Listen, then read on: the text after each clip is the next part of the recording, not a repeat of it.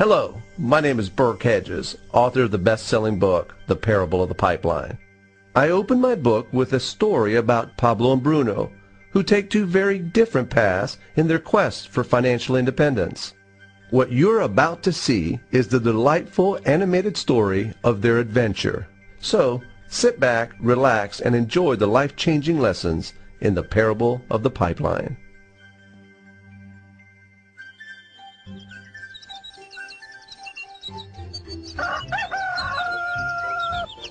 Far away, in a small village, near a beautiful valley, lived two friends, Pablo and Bruno. They were both young and dreamed of a better life for themselves. They'd often discuss their dreams about how they would become the most successful men in the village. They weren't afraid of hard work, and they searched for opportunities to help realize their goals and achieve their dreams. One day, an opportunity presented itself.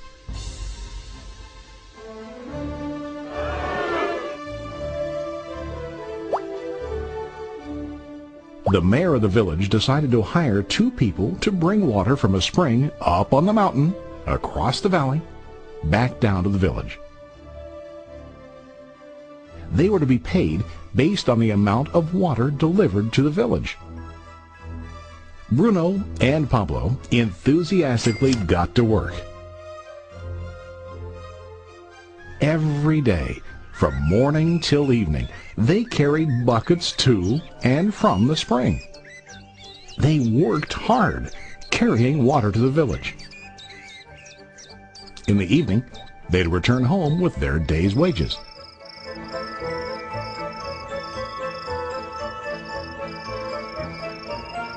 Bruno was satisfied with his work and the money he earned.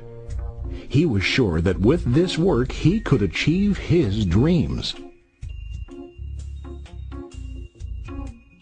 Bruno thought that to increase his wages he could use bigger buckets to bring more water each trip.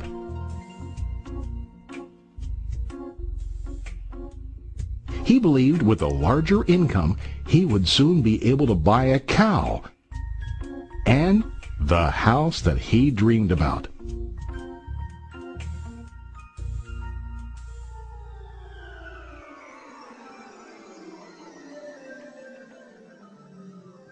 Now Pablo was not satisfied. At the end of the day, his back and hands ached, and he was exhausted. He was looking for an easier way to earn more. One day an idea occurred to Pablo. He imagined building a pipeline to deliver the water from the mountain spring to the village. With this pipeline, he could get more water to the village without carrying buckets back and forth from the spring to the village. Soon, he got very excited about his idea and began to plan. Pablo, of course, shared his idea with his friend Bruno and asked him to join with him to work on and help build the pipeline. Bruno thought the idea was crazy. All Bruno could think about was what his money could buy today and how to get it quicker. He felt that building a pipeline would slow him down and delay him in achieving his goals. Instead, Bruno got bigger buckets and went more often back and forth fetching water. He was sure that with this method he could make more money. Pablo decided to build the pipeline on his own. He understood that it would not be easy to build, and it would take time to complete the pipeline. Pablo knew that it could take several years to finish, but he set his mind on his goal. Every day he worked and carried water like before. But on weekends and during his spare time, he worked hard to dig in the rocky soil and build his pipeline. In the first month, there was little to show for his work.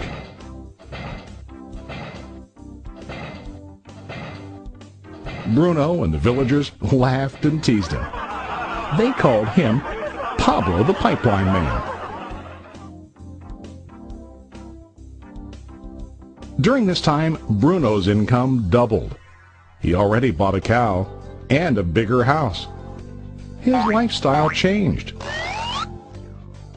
He now spent time after work in the bar, enjoying his hard-earned wages from delivering water.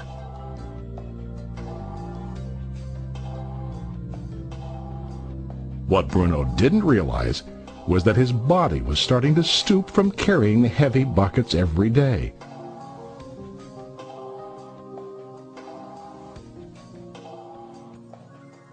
His face looked worn and his body tired. Soon, he began to carry less and less water due to the wear and tear on his body.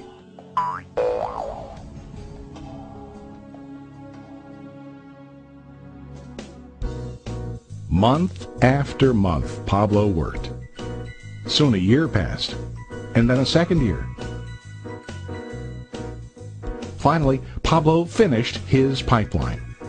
He now used his pipeline to deliver water to the village instead of carrying buckets. Pablo was now earning more money than ever before. The water continued flowing to the village, while Pablo wasn't working. While he slept and ate, the water flowed. Pablo was happy and proud of his insight, persistence, and hard work. Now his income flowed as long as the water flowed through his pipeline.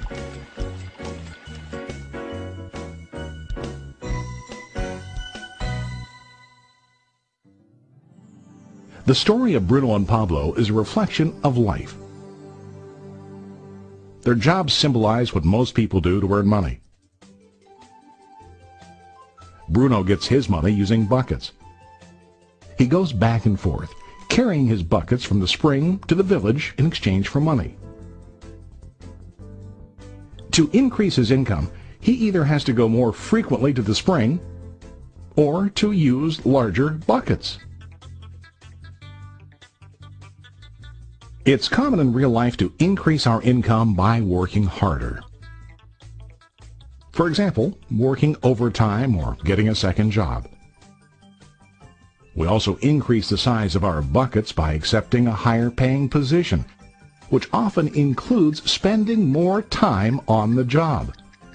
Most of us exchange time for money like Bruno. We know that every person has only 24 hours in the day and that it's not possible to use all our time to work. The most difficult time comes when we can no longer exchange time for money due to age, health, or other reasons. Then, our income stops. Now let's review what Pablo did. Very wisely, Pablo did not exchange all of his time for a limited income, but he used some of his time to build a pipeline. He knew that the pipeline would bring ongoing income as long as the water flowed. An ongoing income that multiplied the time he worked each day. Pablo knew that someday, maybe because of age or health, he would no longer be able to exchange his available time for money. Pablo knew that if he could make his idea of a pipeline work, then he only has to do the hard work of building the pipeline. After the pipeline was completed, Pablo was able to monitor and maintain the flow of water to ensure that his income will continue. Pablo has shown us that to earn an income, we don't always have to directly exchange time for money. There really are better ways. How about you? Are you still like Bruno, who directly exchanges time for money? Or do you want to be like Pablo, building and maintaining a pipeline for ongoing income? If you are interested in the idea of building your own pipeline, contact the person who lent you this presentation. You can start building your pipeline today. today.